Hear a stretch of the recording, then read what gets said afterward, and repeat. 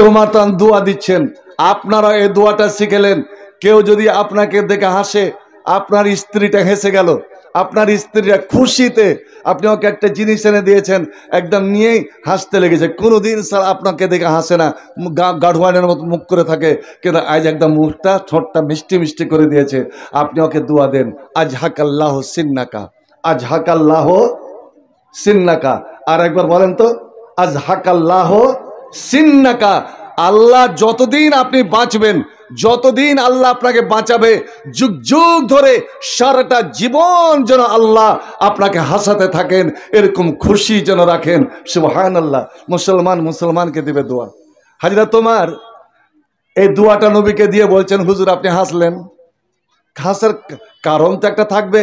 কইছে, ওমর আমি দেখছিলাম যে ইবলিস শয়তান ওই রাস্তা দিয়ে হেঁটে যাচ্ছিল, আর তুমি যেমনই ওই রাস্তাটা ধরেছ, ওই রাস্তা যেমনই তুমি ধরেছ, ইবলিস শয়তান এতই ভয় পেয়ে গেছে যে চট করে তোমার জন্য রাস্তা ছেড়ে দিয়ে অন্য রাস্তা পালিয়ে গেল। আল্লাহু আকবার। হযরতে ওমরকে দেখে শয়তান পর্যন্ত ভয় করত, শয়তান পর্যন্ত ডরাত, শয়তান রাস্তা ছেড়ে দিত। আমার বলার উদ্দেশ্য, ভাই আমার, জিন শয়তান কেউ দেখতে পাই না, কিন্তু নবী দেখতেন, নবী দেখতেন। একদিন নবী নামাজ পড়াচ্ছেন, ইমাম নামাজ পড়াচ্ছেন, হঠাৎ নবী নামাজ পড়তে পড়তে কি জিনিসকে এইভাবে ধরে এইভাবে চাপ দিলেন, চাপ দিয়েই দু তিন বার করে মারলেন ধাক্কা।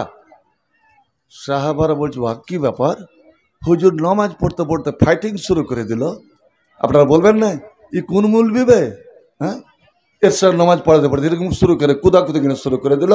নামাজ শেষ হয়েছে, হুজুর আজ আপনি এমন কাজ করলেন যেটা জীবনে করেননি। কইছে, তোমরা দেখেছো নাকি? হ্যাঁ দেখেছি। কি ব্যাপার? কইছে, শয়তান।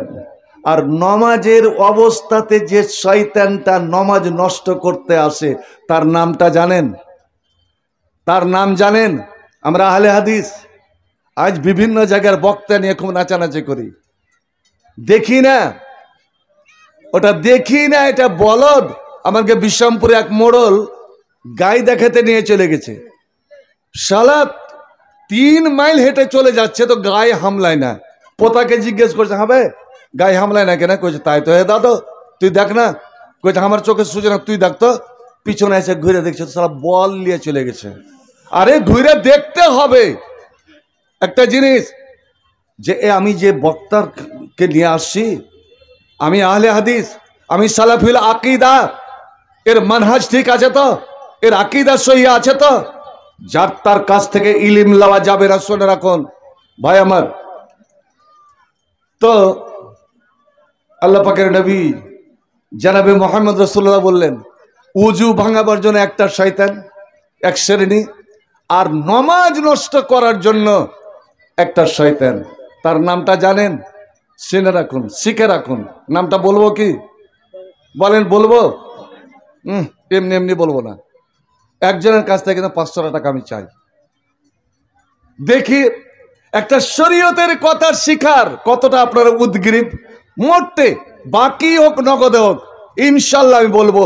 আর হ্যাঁ, আমার সভাপতি সাহেবের অনুমতি নিয়ে বলছি, আজ একটা আমি দোয়া বলে যাব, সেই দোয়া হযরতে আব্দুল্লাহ বিন মাসউদ বলছেন, এই দোয়াটা একবার পড়ে তুই যা চাইবি, সাল তুতা, সাল তুতা, এই দোয়াটা পড়ে তুই আল্লাহর কাছে যা চাইবি, হালাল জিনিস কিন্তু হারাম নয়, হালাল জিনিস তুই যা চাইবি, মনের আরমান অভিমান যা তুই আল্লাহর কাছে প্রকাশ করবি, আল্লাহ অবশ্যই দিবেন, অবশ্যই দিবেন।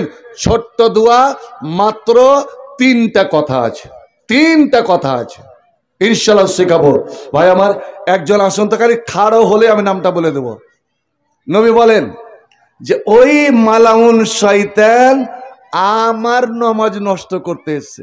কহতো কত বড় আর হিম্মত, কত বড় সাহস। ফামকানানি আল্লাহ, আল্লাহ আমাকে শক্তি দিলেন, আমি ওকে ধরে ফেলেছি, ধরে নিয়েছি। আচ্ছা আপনারা বলেন তো, জিনের শক্তি বেশি না মানুষের শক্তি বেশি? জিনের শক্তি বেশি না মানুষের শক্তি বেশি? আপনারা বলেন। জিনের একটা মানুষের কাছে 100টা জিনের বাপেরও ক্ষমতা নাই যে মানুষ থেকে এগিয়ে যায়। আল্লাহর কোরআন বলছে, আল্লাহ সর্বশক্তিমান করে পয়দা করেছেন এই আদম জাতকে। আল্লাহ নবী বলছে, আমি ধরে নিলাম, ধরে নিয়ে আমি মনে করলাম যে ওকে খাম্বার সঙ্গে বেঁধে দেব। আর খাম্বাতে যদি বেঁধে দিতাম, ও নিজের আকার, নিজের দেহ আলহামদুলিল্লাহ মিটাতে পারত না। নামাজের পরে আমি মদিনার এই ছেলেদের হাতে সঁপে দিতাম, শয়তান ওর পায়ে দড়ি বাঁধা কুকুর টানা করে মদিনার আলিতে গলিতে টেনে নিয়ে বেড়াতো এবং ওকে মেরে মেরে শেষ করে দিত। ও শয়তান কিন্তু বুঝে নিয়েছে আলহামদুলিল্লাহ। ফের জোড়া দান, জোড়া দান নাম নাম লিছি না তো আলহামদুলিল্লাহ। হাই হাই, এটা হলো মোহাব্বত, দিনের প্রতি মোহাব্বত। তবে বলেন তো ভাই, 3 জন হলো আবু বকর, ওমর, উসমান। একটা ছোট্ট হাদিস নেবেন। এক সাহাবী মুআজ বিন জাবাল 18 বছর বয়সে মুসলমান হচ্ছেন, 34 বছর বয়সে বেচারা ইন্তেকাল করছেন। মৃত্যুর কিছুদিন আগে বলছেন, হুজুর আপনাকে আমি ভালোবাসি। আলহামদুলিল্লাহ আলহামদুলিল্লাহ, আপনাকে আমি দিল থেকে ভালোবাসি, জীবনের চেয়ে ভালোবাসি, আপনার জন্য আমি জীবন দিতে পারি। তো আমি কি পাবো? নবী বলছেন, তুমি যাকে ভালোবেসে মারা যাবে, যাকে ভালোবেসে মারা যাবে, কিয়ামতের দিন হাসরের মাঠে তুমি তারই সঙ্গে জান্নাতে, তারই সঙ্গে। কোরআনে একটা সূরা আছে, খুব ছোট্ট সূরা। ওই সূরাটাকে যদি আপনি ভালোবাসেন, এবং আমার মনে হয় প্রায় মানুষের মুখস্থ আছে, প্রায় মানুষের মুখস্থ আছে। মাগরিবের নামাজের পরে যদি 3 বার, ফজরের নামাজের পরে 3 বার যদি পড়েন, তা আপনার 1 খতম কোরআন, গোটা কোরআন একবার পড়ার যা আল্লাহ নেকি দিতেন, ওই সূরাটা 3 বার পড়েন, মাত্র 3 মিনিট লাগবে। 3 মিনিটে সারা কোরআনের নেকি পেয়ে যাবেন। একবার আলহামদুলিল্লাহ বলা যাবে না? ওই সূরাটাকে ভালোবাসেন। তো নবী বলছেন, এই সূরাটার ভালোবাসাই তোমাকে জান্নাতে নিয়ে যাবে। আল্লাহু আকবার। অবশ্যই আপনারা জানেন এই সূরাটা কোন সূরা, আর না জানলে আমি ইনশাল্লাহ অবশ্যই বলে দেব। তো মুআজ বিন জাবাল বলছেন, তখন হুজুর বললেন, মুআজ আমিও তোমাকে ভালোবাসি, আমিও তোমাকে ভালোবাসি। আর যখন তোমাকে ভালোবাসি, তো তোমাকে আমি একটা ছোট্ট দোয়া শিখিয়ে দিচ্ছি। এই দোয়াটা ফালা তাদা আন্না, এই দোয়াটা কোনোদিন তুমি ছাড়বে না, কোনোদিন তুমি ভুলবে না। 5 ওয়াক্ত নামাজ পড়ার পরে এই দোয়াটা অবশ্যই অবশ্যই একবার পড়িও, অবশ্যই একবার তুমি পড়িও। আল্লাহু আকবার। নবী তার ভালোবাসার সাহাবীকে ভালোবাসার প্রতিদান হিসাবে এই দোয়াটা শিখিয়ে দিচ্ছেন। বন্ধু আমার, ঠিক আপনারাকে বলছি, ওই দোয়াটা শিখে যান এবং আপনারা নামাজের পরে ওই দোয়াটা ছাড়িয়েন না। আর যে আমি দোয়ার কথা দিলাম, 3টা কালেমা, 3 ছোট্ট ছোট্ট 3টা কথা, ওই কথাগুলো একবার বলার পরে আল্লাহর কাছে যা চাইবেন তাই পাবেন। তো আমি বলছিলাম, আবু বকর, উমর, উসমান, আলী, নবীর 4 খলিফা, এদেরকে যদি ভালোবেসে মারা যান, দেখেননি জীবনে, হজ করতে গিয়েও তো দেখতে পান না, জান্নাতুল বাকিতে গিয়েও তো দেখতে পান না, কিন্তু উঠবেন একসঙ্গে, জান্নাত যাবেন একসঙ্গে। তো হযরত আলীর জায়গাতে 4 নম্বরে একজন পেলে ইনশাআল্লাহ বলে দেব, ইনশাআল্লাহ আমি বলে দেব, সঙ্গে সঙ্গে বলে দেব। তো এবার যেমন আমি শয়তানকে বানতে গেছি, শয়তানের একদম ঢিল, শয়তান বুঝে নিয়েছে আজ আমার রেহাই নাই। আমি কার কাছে এলাম রে বাবা? তখন শয়তান ছুটার জন্য, ছাড়া পাওয়ার জন্য কাকুতি মিনতি শুরু করে দিল, কান্না শুরু করে দিল। ওগো নবী, আপনি যে রহমতের নবী, দয়ার নবী, একমাত্র জিন, শয়তান, দেও, এদের উপরে রাজত্ব করতেন হযরতে সুলাইমান, আপনার ভাই সুলাইমান নবী। আমরা জিনেরা গোলাম ছিলাম নবী সুলাইমানের।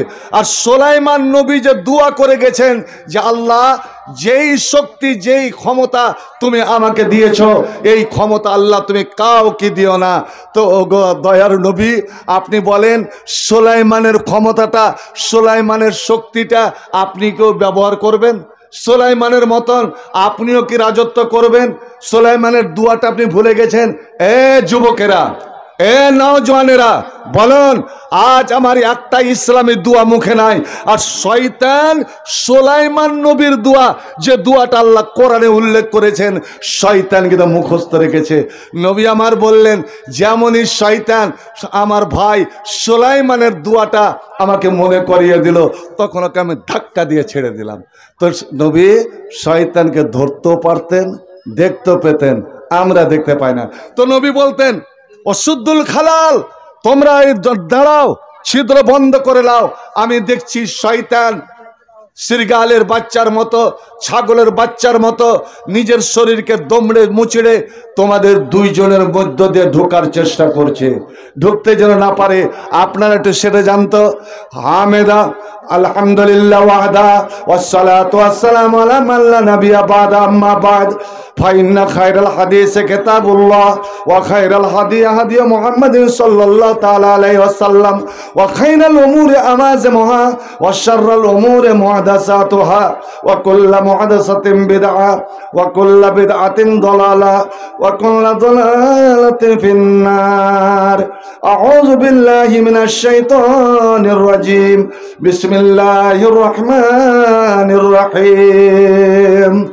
ইন্না নাহনু নাযালনা যিকরা ওয়া ইন্না লাহু লাহাফিজুন। বিসমিল্লাহির রহমানির রহিম। ইউরিদুনা লিইউতফিউ নূরাল্লাহি বিআফওয়াহিহিম ওয়াল্লাহু মুতিম্মু নূরিহি ওয়ালাউ কারিহাল কাফিরুন। বিসমিল্লাহির রহমানির রহিম। ইয়া আইয়ুহাল্লাযীনা আমানু ইন তানসুরুল্লাহা ইয়ানসুরকুম ওয়া ইউসাব্বিত আকদামাকুম।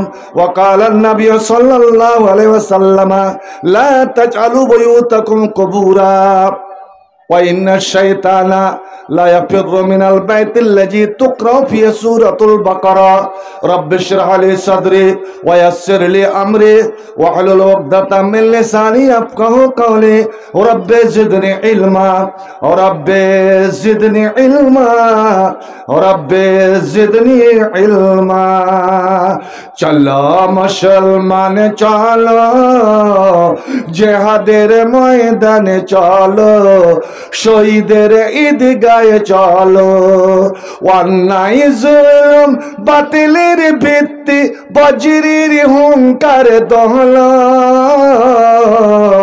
চলো চলো মুসলমান চলো, জিহাদের ময়দানে চলো, শহীদের ঈদগাহে চলো।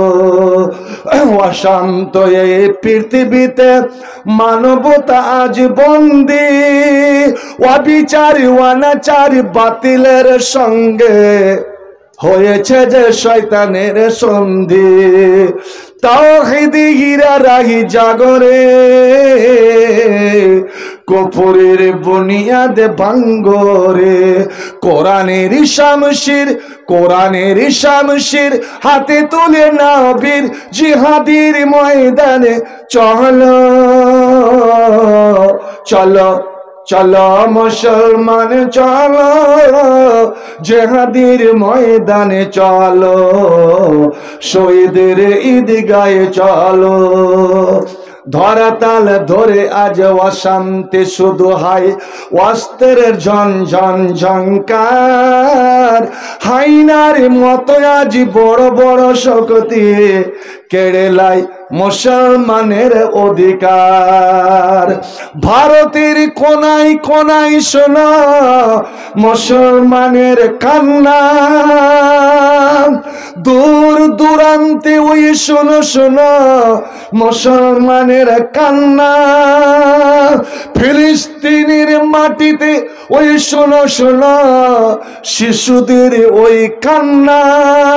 রোগে সুখে অনাহারে দুই মুঠো ভাত, রোগে সুখে অনাহারে দুই মুঠো ভাত। এতটুকু ঔষধ পাই না। পথে পথে পড়ে আছে অসহায়, সমাজের ওরা যেন কেউ নয়। ওই সব মানুষের মুক্তির জন্য, ওই সব মানুষের আজাদির জন্য জিহাদের ময়দানে চলো চলো চলো চলো মুসলমান চলো, জিহাদের ময়দানে চলো, শহীদের ঈদগাহে চলো। অন্যায় জুলুম বাতিলের ভিত্তি বজ্রের হুঙ্কার দোহলো, চলো চলো মুসলমান চলো, জিহাদের ময়দানে চলো, শহীদের ঈদগাহে চলো। আল্লাহর সৈনিকের মতো সরকারের সেনাদের কাম দেশ রক্ষা করা, দেশের পতাকা ওপরে উঠানো, এটাই তো সৈনিকদের কাজ। আর মুসলিম হচ্ছে আল্লাহর সৈনিক, আর এই সৈনিকদের কাম হলো আল্লাহর দ্বীন রক্ষা করা, কোরআন রক্ষা করা, কোরআনের পতাকা উপরে উঠিয়ে রাখা। একবার জোরে তাই একদম সৈনিকের মতন নারায়ে তাকবীর। হলো না, আরো জোরে নারায়ে তাকবীর। ভাইজান, আপনি হলেন আল্লাহর সৈনিক, আপনার কাজ হলো দ্বীনকে রক্ষা করা, ইসলামকে রক্ষা করা। নবীর পরে যখন আবু বকর খলিফা হলেন, আবু বকরের সামনে অনেকগুলো ফিতনা দেখা গেল, অনেক ফিতনা দেখা দিল, মাথা চাড়া দিল। তার মধ্যে একটা ফিতনা, এক শ্রেণীর মুসলমান ওরা কলেমা পড়বে, নামাজ পড়বে, রোজা রাখবে, হজ করবে, কিন্তু যাকাত দিবে না, যাকাত দিবে না। ওরা বলে দিল আমরা যাকাত দিব না। কেন? আল্লাহ কি ফকির? আল্লাহ কি গরিব হয়ে গেছে নাকি? এই যে দেখুন না, আমার আহলে হাদিসের মধ্যে একটা বেদাত, এটা আমি বেদাতই বলবো। আল্লাহ না করুক, এই গ্রামটার নাম কি? নতুন করে না, দিগলি করে দিন। এই দিগলি মসজিদ যেন এটা আল্লাহ বাঁচিয়ে রাখেন। এই জুমার দিন যখন সালাম ফিরা হয়ে যায়, আপনারা কাতারে কাতারে পয়সা উঠান কি? লাইনে লাইনে পয়সা উঠান। এই পয়সা উঠাটা কোথায় পেলেন? কিসের দ্বারা? চ্যাংড়া পিলা উঠে যায় না ওই লোটা একটা কইটা ঘুরে? চ্যাংড়া পিলা, হ্যাঁ, হায় রে হায় রে। ওই চ্যাংড়া পিলার হাতে এক সপ্তাহ পরে, আজ পবিত্র দিন, সপ্তাহের সর্দার দিন, আর এই জুমার দিন, জুমার টাইমে এমন একটা সময় আছে, শুনুন, এমন একটা সময়, সময়টা খুব অল্প, চোখের পলকে আসবে, চোখের পলকে চলে যাবে। নবী কিন্তু বলছেন, শোনরে মোজে দিগলির লোকেরা, এই অঞ্চলের লোকেরা, ওই সময়টা যদি তোমার ভাগ্যে জুটে যায়, ওই সময়টা যদি তুমি পেয়ে যাও, আর ওই সময়ে আল্লাহর কাছে যদি কোনো তুমি জিনিস চেয়ে নিতে পারো, ধরে নাও আপনি মারাত্মক অসুখে আছেন, ডাক্তার জবাব দিয়ে দিয়েছে, ভেলোরে গেলেন, ভেলোর ডাক্তার জবাব দিয়ে দিয়েছে হবে না, চিকিৎসা হবে না। নিরাশ হইেন না, নিরাশ হইেন না। ওরে ডাক্তারের গেট বন্ধ হয়ে যেতে পারে, কিন্তু আল্লাহ ডাক্তারের ডাক্তার, উনি তো রোগ দেন এবং উনি ভালো করেন। রোগ দেনেওয়ালা কে? রোগ দেনেওয়ালা কে? জোরে বলেন, রোগ দেনেওয়ালা কে? আর ভালো করনেওয়ালা? তাহলে এই যে করোনা, কয় বছর আগে যে করোনাটা হলো, এই যে মুখে টুনি বেঁধে থেকে থাকছিলেন না যে ভাই, হ্যাঁ, গরুর মতন টুনি বেঁধেছিলাম কেনে? যেন আমাকে রোগটা না হয়, আমাকে যেন এই অসুখটা না হয়। ওরে জীবন বাঁচার তাগিদে মুসলমান, মুসলমান মরণ বলে ভয় করে না, জীবনের ভয় করে না। কারণ মুসলমানের ঈমান, আমার মরণ আল্লাহ লিখে দিয়েছে। যখন মায়ের পেটে আমি 4 মাসের ছিলাম, আমি কতদিন বাঁচবো, কতদিনে মরবো, ওই সময়ের আগে আমি মরবো না। সময়ের আগে এবং সময় হয়ে গেলে আমাকে কেউ বাঁচাতে পারবে না। আমার খাদ্যের মালিক আল্লাহ, আমার রুজির মালিক আল্লাহ। আমি কেন খাদ্য বলে ভয় করব? ওরে আমার অসুখের মালিক আল্লাহ, আমার অসুখ ভালো করনেওয়ালা আল্লাহ। যেমন ইব্রাহিম বলেছিলেন, আমি যখন অসুখ পড়ি আমার আল্লাহ ভালো করেন। বলুন তো দেখি, হযরত আইয়ুবের অসুখ কেউ ভালো করতে পারেনি। ওই আইয়ুব এমন একটা দোয়া করে আল্লাহর দরবারে কাঁদলেন, ওই দোয়াটা আল্লাহ কোরআনে রেখে দিলেন। এরে দিগলি এলাকার মুমিন মুসলমানরা, তোমাদের মধ্যে কেউ যদি এরকম মারাত্মক অসুখে ভুগে, তোমরা আইয়ুবের মতন ঈমান তৈরি করো, আইয়ুবের মতন আল্লাহর প্রতি বিশ্বাস গাঢ় করো, আল্লাহর প্রতি মহব্বত তৈরি করো, এবং ঠিক রাত্রে অন্ধকারে আইয়ুবের মতো আল্লাহর কাছে হৃদয় ফাটিয়া কাঁদো। তো দেখি আল্লাহ তোমার প্রতি দয়াবান হয় কি হয় না, তোমার অসুখটা ভালো করে কি করে না। কি দোয়া বলে হযরত আইয়ুব কেঁদেছিলেন, আইয়ুবের দোয়াটাকে বলবো। এখানে কে পেটের কামড়ে ভুগছেন, কে কিডনির অসুখে ভুগছেন, কে হার্টের অসুখে ভুগছেন, বন্ধু আমার নিরাশ হবেন না। নবী আমার বলেন, লিকুল্লি দাইন দাওয়া, প্রত্যেক অসুখের ঔষধ আছে, আল্লাহর কাছে তোমাকে নিতে হবে। তো ভাই আমার, খুব সংক্ষেপে বলি, আপনি কোনো অভাবে আছেন, কোনো সমস্যায় আছেন, কোনো বিপদে পড়ে আছেন, আপনার স্ত্রীটা, আপনার একটা বেটা অপারেশন থিয়েটারে পড়ে আছে, আপনি ওই জুমার দিন আপনার কি নসিব যে ওই টাইমটা পেয়ে গেছেন, আর আল্লাহর কাছে গুনগুন করে বলে ওঠে, আল্লাহ তুমি আমার ছেলেকে ভালো করো, আল্লাহ তুমি আমার স্ত্রীকে ভালো করো, আল্লাহ তুমি আমার মা বাপকে আরোগ্য দাও।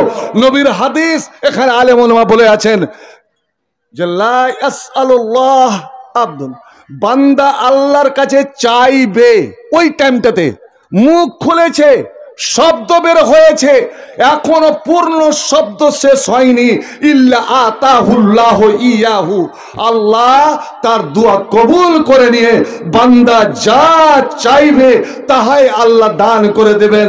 জোরে বলুন আলহামদুলিল্লাহ।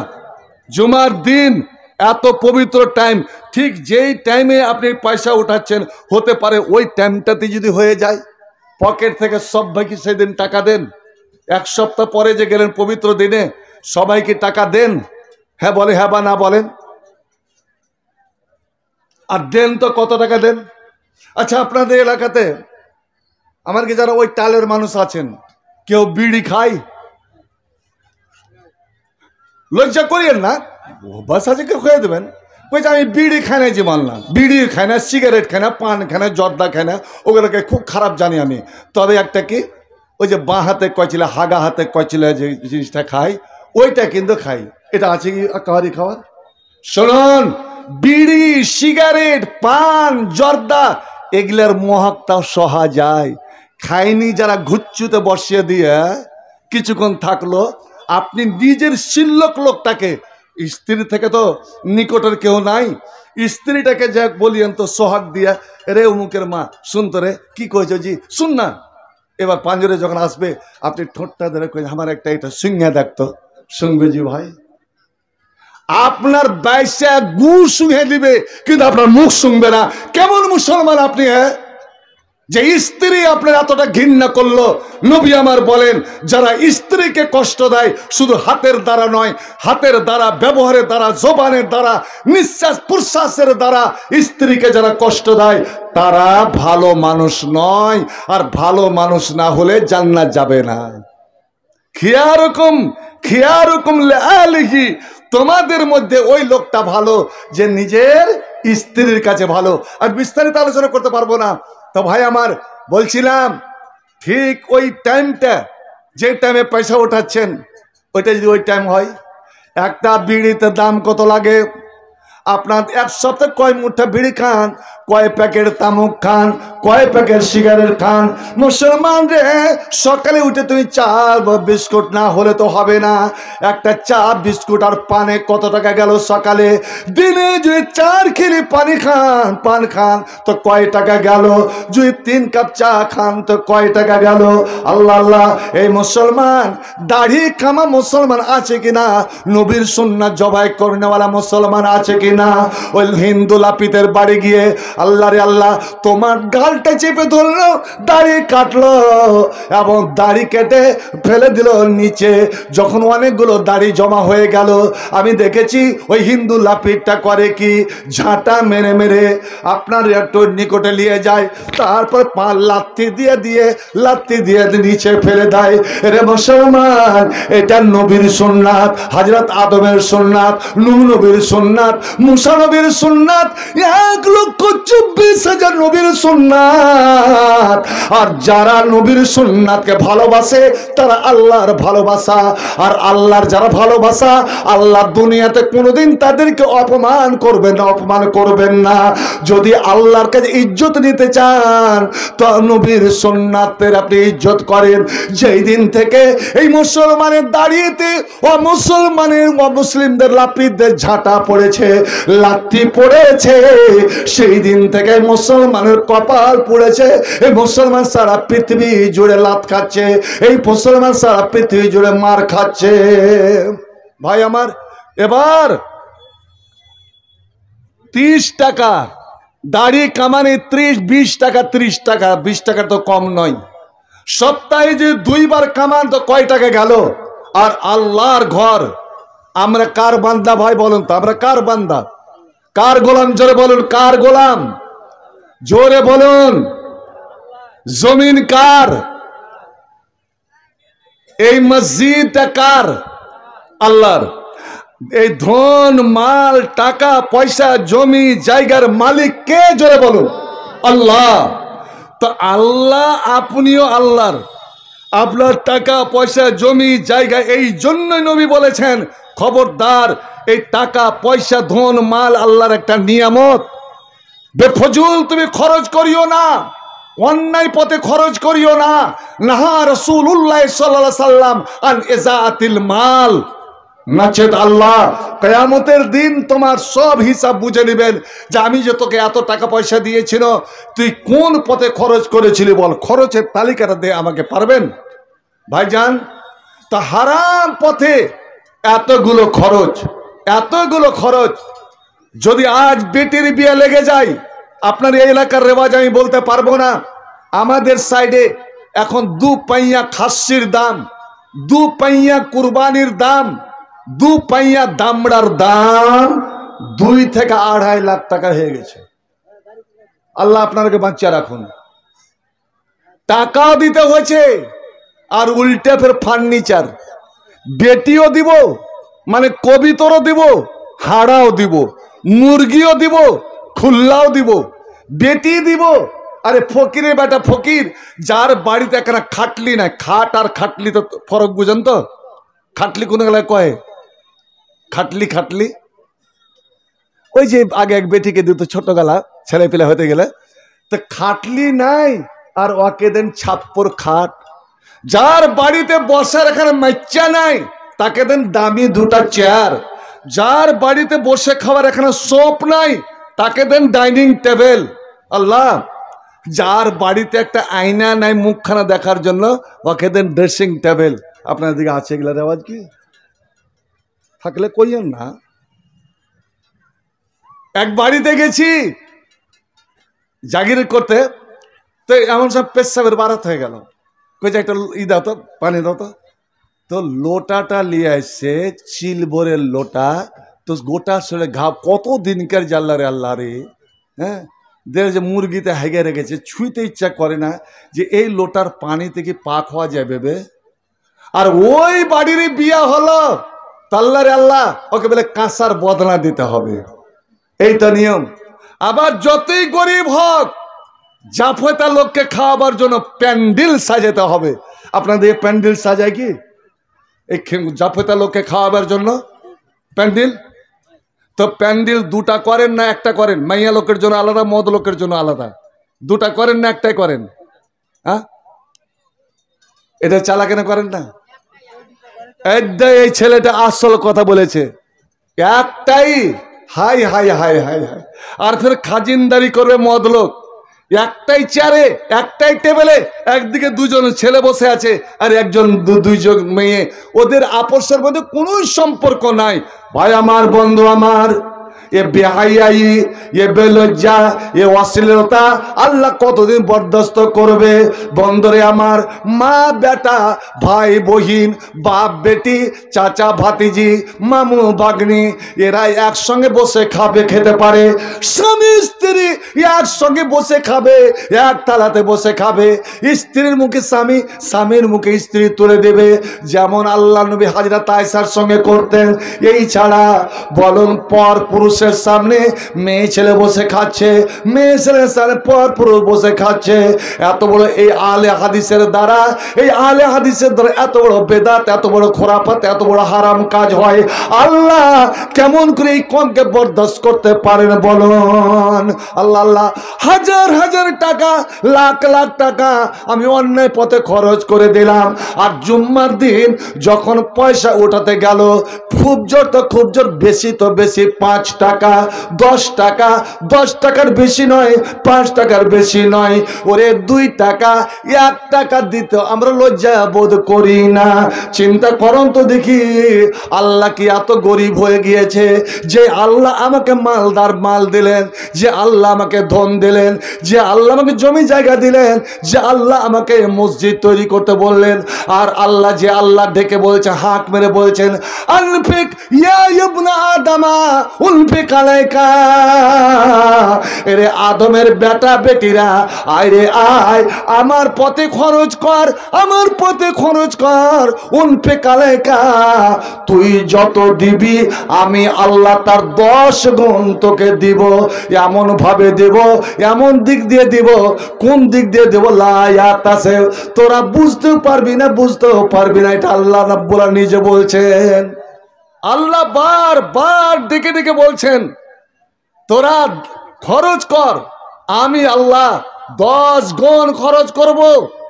আমার উপরে তোরা আস্থা রাখ, ভরসা রাখ, আমি তোকে রুজির ব্যবস্থা, খাদ্যের ব্যবস্থা এমন ভাবে সরবরাহ করব যে লা ইয়াহতাসিব, ওরা বুঝতেও পারবে না, তোরা বুঝতেও পারবি না কোন দিক দিয়ে দেব। দিয়ে তো দেখ, বলেন ভাই আমার 100 টাকা 200 টাকা তো ওই ছেলেদের হাতে দেন না জুমার দিন, 10 টাকা। একজন করেছে কি, এই মা বসে আছে আগা কাতারে, আর আমি বসে আছি পিছা কাতারে। তো পিছা কাতারে যে লোকটা আছে, ও 2000 টাকার নোট, তখন 2000 টাকার নোট বন্ধ হয়নি, 2000 টাকার নোট ওই আগেকার লোকটাকে দিচ্ছে, আর ওই তখনই ওই লোটা চলে এসছে, ওই পয়সার লোটাটা। এই আগেকার লোকটা অবাক হয়ে, বাপরে এই কত বড় দানি রে, যে মসজিদে জুমার দিন 2000 টাকা দান করে দিল, দিয়ে কইটাতে ভরে দিয়েছে। যখন কইটাতে ভরা হয়ে গেছে, তখন পিছেকার লোকটা বলছে, ভাই ওটা আমার টাকা নয়, তুমি পয়সা দিবার জন্য যে পকেটে হাত ভরেছিল, তোমার পকেট থেকে 2000 টাকার নোটটা বাড়িয়ে পড়ে গেছিল, ওইটাই নোট তোমাকে দিলাম। আল্লাহ রে আল্লাহ, ওই নোটটাও ভরে দিয়েছে, একদম চিল্লে চলেছে, কি করলো কি করলো। এই তো মুসলমানের অবস্থা। ভাই আমার, আজ যেখানে মসজিদের জন্য জালসা, মসজিদ তৈরি হয় নামাজের জন্য, মসজিদ তৈরি হয় কোরআন তেলাওয়াত করার জন্য, মসজিদ তৈরি হয় আপনার আল্লাহর জিকির আজকারের জন্য। নবী আমার বললেন, মুসলমান তোমাদের দুরবস্থা, তোমাদের কপাল পড়েছে, নসিব পড়েছে একমাত্র যে তোমরা কোরআনকে ছেড়ে বসেছো। তোমাদের বাড়িতে কোরআনের শব্দ নাই, কোরআনের আওয়াজ নাই, তোমাদের মসজিদে কোরআনের আওয়াজ নাই। আল্লাহ সব সময় মোবাইল বাজে, কিন্তু কোরআন তেলাওয়াত হয় না। আজ শুনে রাখুন, একটা সত্য কথা শুনে রাখুন, নবী আমার বলছেন, যেই বাড়িতে যেই গ্রামে কোরআন পড়া হয় না, 24 ঘন্টার মধ্যে একবার কোরআন পড়া হলো না, ওই বাড়িটা জিন্দা মানুষের বাড়ি নয়, ওই বাড়িটা কোনো মুসলমানের বাড়ি নয়, ওই বাড়িটা কোনো মুমিনের বাড়ি নয়, ওটা হলো কবরস্থান, ওটা হলো শ্মশান, ওটা হলো শ্মশান। কবরস্থানে যেমন মরা পড়ে থাকে, ওই কোনো সারা শব্দ নাই। এরা কেমন মুসলমান হে, যেই কোরআন এমন একটা কিতাব যেখানে পড়া হয় আল্লাহর রহমত নাজিল হয়, যেখানে কোরআন চর্চা হয় আল্লাহর বরকত নাজিল নাজেল হয়, আল্লাহর নিরাপত্তা নাজেল হয়। ওরে শয়তান, শয়তান ওই বাড়ি থেকে পালায়, ওই বাড়িতে শয়তান যেতে পারবে না যেই বাড়িতে আল্লাহর কোরআন তেলাওয়াত হয়। বন্ধু আমার, যদি তেলাওয়াত না হয়, ওই বাড়ি দখল করে শয়তানে, বন্ধুরে